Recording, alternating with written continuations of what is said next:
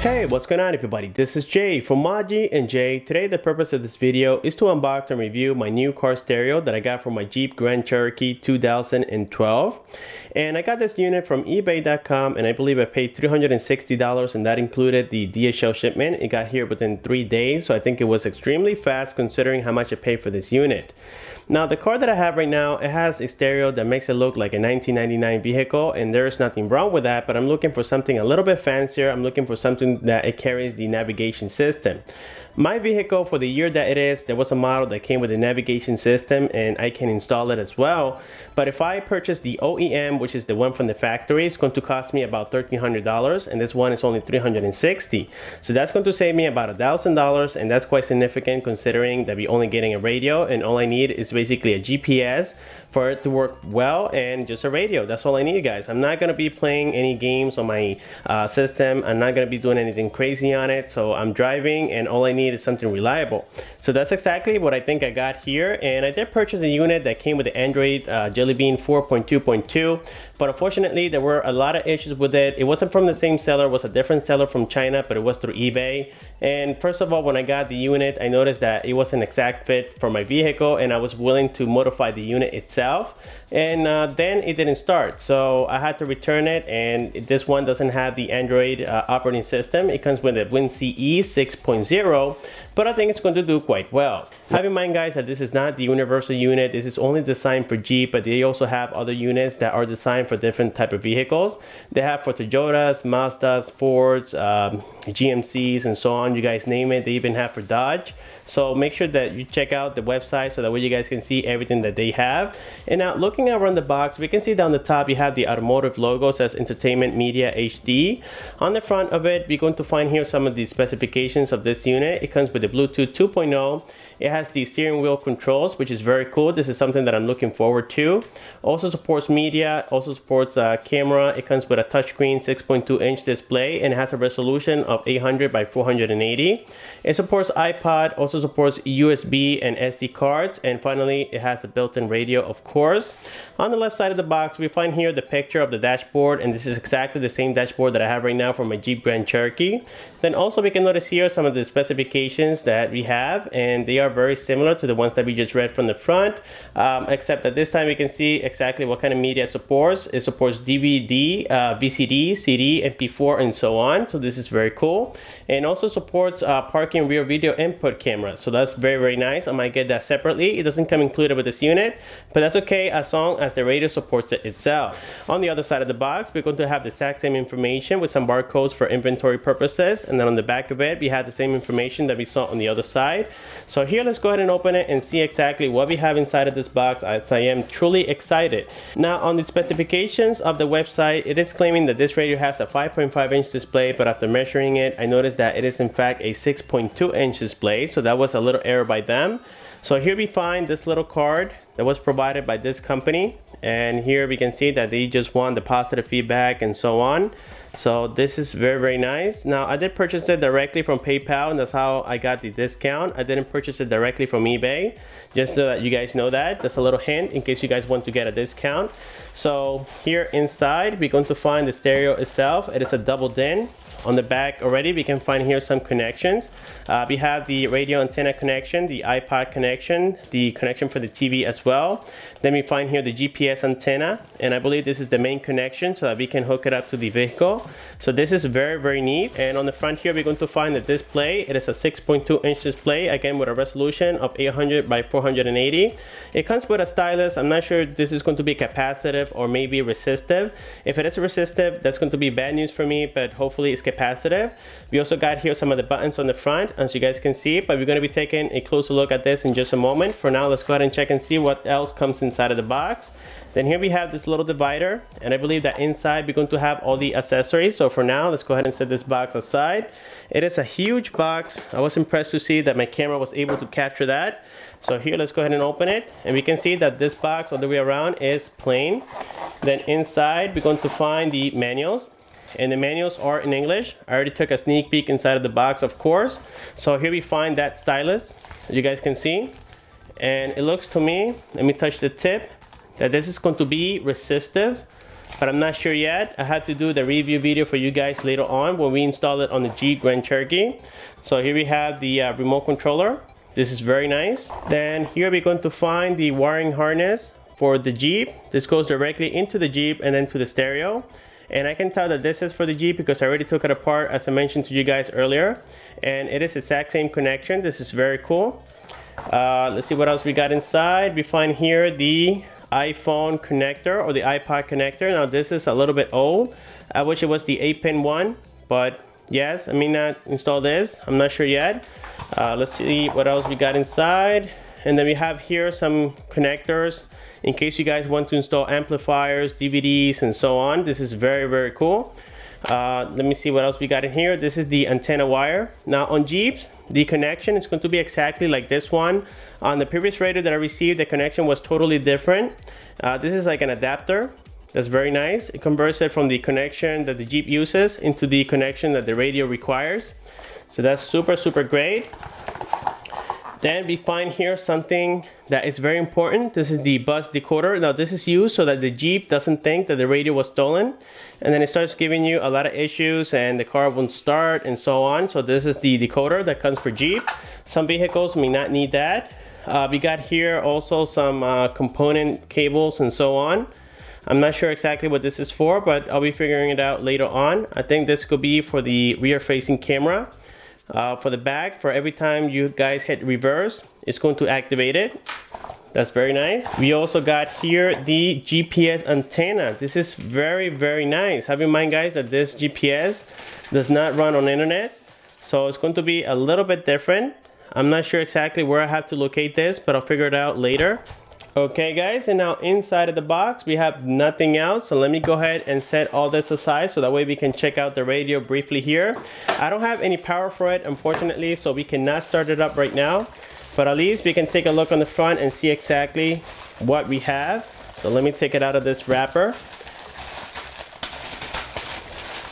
Very, very cool. On the back we have this little fuse. I think it's going to be a number 20. Let me make sure that that is correct. And yes, I think it's going to be a number 15 actually. So it is not a 20. On the front here is where we're going to find the LCD. Again, it is a 6.2 inches and it is not the 5.5 inches that they were mentioning on the website. We do have the dedicated radio button. You have the media button, the navigation button. Then here we're going to find the auxiliary in, and also says SD card on there. So let me go ahead and open it. And yes, this is for the 3.5mm headphone jack together with the SD card slot, and it does support it up to 32 gigabytes. On the right side, we're going to find the ejector button. We got the mode button, the phone button, and also the USB port on here. This is in case you guys want to connect your iPhone and so on. In my case, I'll be connecting my Samsung Galaxy S6. On the top, you're going to find the IR blaster. On the left hand side is going to be the microphone. Then we find here the tune/APS button. Very nice, and it feels very nice and firm as well. Then finally, we're going to have here the button that's going to have 3 different functions. One of them is for the volume. The other one is to power off the unit and also to mute it. So this is very, very nice. Okay guys, and now with that being said, let's go ahead and jump into the Jeep and see exactly how this baby is going to perform. Okay guys, and now finally we have gotten outside so that we can take a quick look around my Jeep Grand Cherokee 2012. And this is the base model. As you guys can see, I have the basic rims, so nothing too special here. That's going to be my next upgrade. I might get the rims from the CRT that this model comes in. So for now, let me go ahead and open the door so that way you guys can see exactly what I have inside of the car. And this is my basic radio. As you guys can see, it's nothing super special here, and I do apologize for the movement on my camera. This is my first time recording from inside of the vehicle, and there you can see guys that today is a little bit hot. It's right now 92 degrees here in Florida, so we can take a look around the vehicle and you guys can see that this is the 2012 model with the basic radio. So now guys, let's get at it. Okay guys, and now that we got the camera set up here, just want to show you briefly exactly what you guys are going to need. This process is super simple, but like always, you guys have to be very careful because this bezel can crack easily if you guys are not gentle enough. But what you guys are going to need is only the 7mm socket so that you guys can release the screws that are inside of the bezel. And to release the bezel, you guys can get either a pry opening tool, but that's going to cost you about $10, and it's really not necessary if you guys are careful. First of all, you need to open the compartment on the bottom, and then after that you stick your hand underneath this door, and you have to just pull it out gently. So take your time guys. This is a very critical part because you can crack on the sides here. It's very thin and you can crack it easily, so make sure you guys take your time. In my case, it's a little bit easier because I have done it before and it is not really that hard to get it removed. But on the top here, you guys have to apply a little bit more pressure. And we are almost done, and this is supposed to be completed with the vehicle turned off, but I have to say guys that it's really hot inside here. It's right now 92 degrees and I will probably suffocate if I don't leave the car on. But when installing the radio, I might have to turn it off for a brief, I would say 2 or 3 minutes before I can get it started again. So here we are getting to remove the bezel right now, and this is very cool. On the back you guys are going to see 2 different wires. Let me go ahead and show them to you right now. And these are the 2 wires that you guys are going to find behind this bezel, and you guys had to push in this clip that is underneath it, and then this is when you can actually remove it. And right now, after removing this, my AC just went off, so I have to be very fast when completing this guys. I really don't want to suffocate inside of the vehicle today. And then we have another one, and I believe that the clip is going to be on the side of it. Let me just confirm that with you guys. And yes, it is on the side, so you guys have to make sure that you press it in, and then it's going to come right off, and that's going to complete the removal of the bezel. So you have a big part already completed. Okay guys, and now after removing the bezel, the next step will be to remove this 4 7mm screws that I mentioned before. So you guys are going to need that socket in order to get them removed. So here we have all 4 of them. It's fairly simple, so let's get that done. And now with all 4 screws removed, we can grab the radio and pull it out gently, likewise. And now on the back, we're going to find some wires that we need to get disconnected. And we can see we have about 4 of them, and they all have a clip underneath them. So starting here from the first one on my left, here we can see that was fairly easy. We got another one. Now this is when I have to turn off my vehicle because it might turn on a check engine light. So let me go ahead and power it off. And there we go. I was able to get this off finally. We have another big wire on here, and this one was also fairly easy to take out. This antennas, one of them is for the Sirius XM that this radio comes built in with. So let me go ahead and get this one removed, and the other one is going to be just for the regular radio antenna. So there we go. I have broken them loose, and the clip is going to be on the back. You guys have to make sure that you press this in. It's going to be underneath.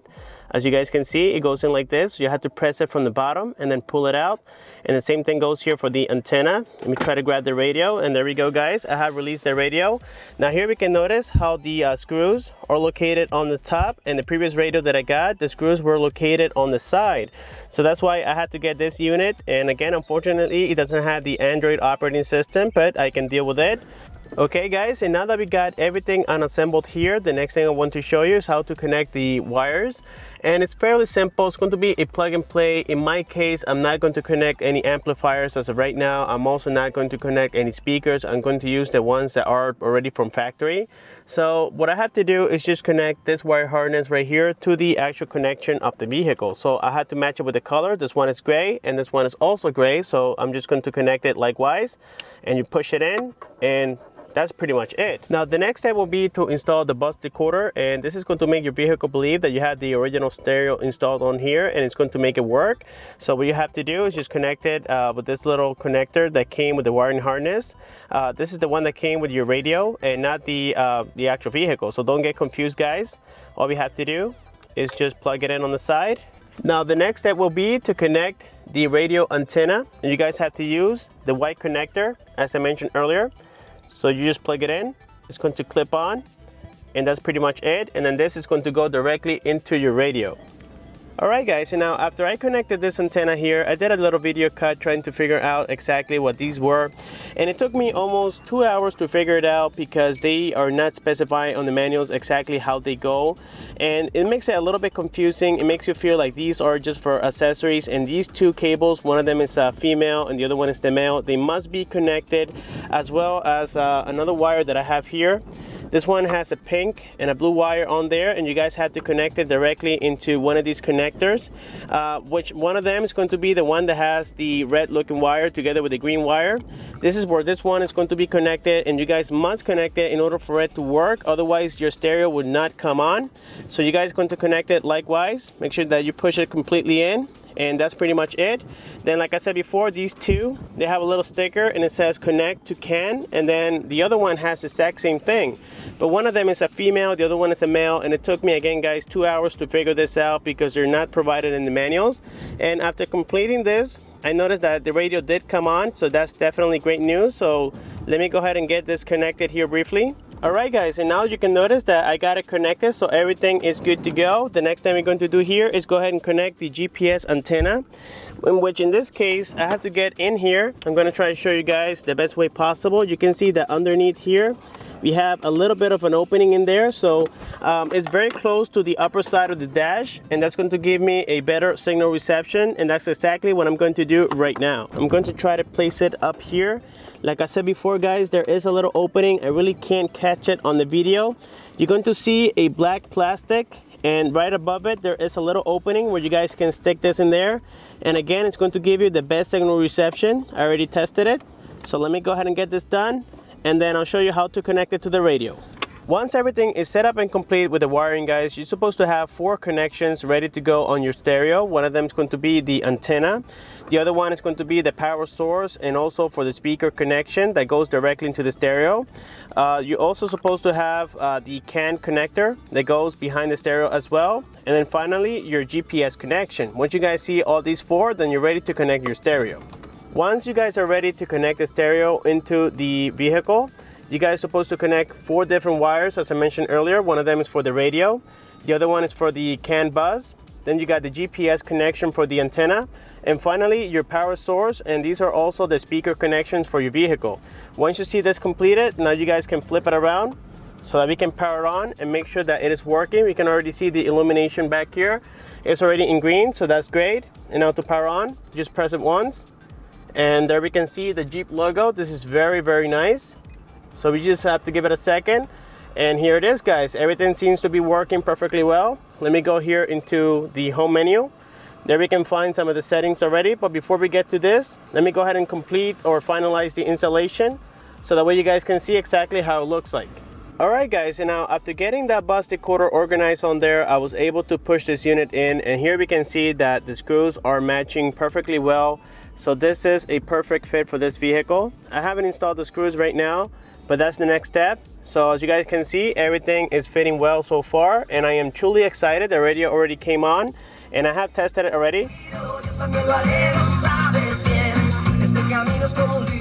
The sound so far is great. So let me get these screws installed, and then I'll show them to you guys. And now we have completed the installation of the screws, so everything is set to go. The next step will be to install the bezel. Alrighty guys, and this is how it looks after the installation has been fully completed. And this vehicle went from looking like this and to now looking like this. I am truly satisfied, and we can see that yes, it is a perfect fit for the Jeep Grand Cherokee 2012. Again, this is the base model, as you guys can tell there from my AC controls. So I am truly satisfied, and here I just want to show you guys how the system operates. I'm going to give you just a basic overview. I might do a separate video showing you guys some specifics and whatnot, but for now, make sure you guys enjoy it.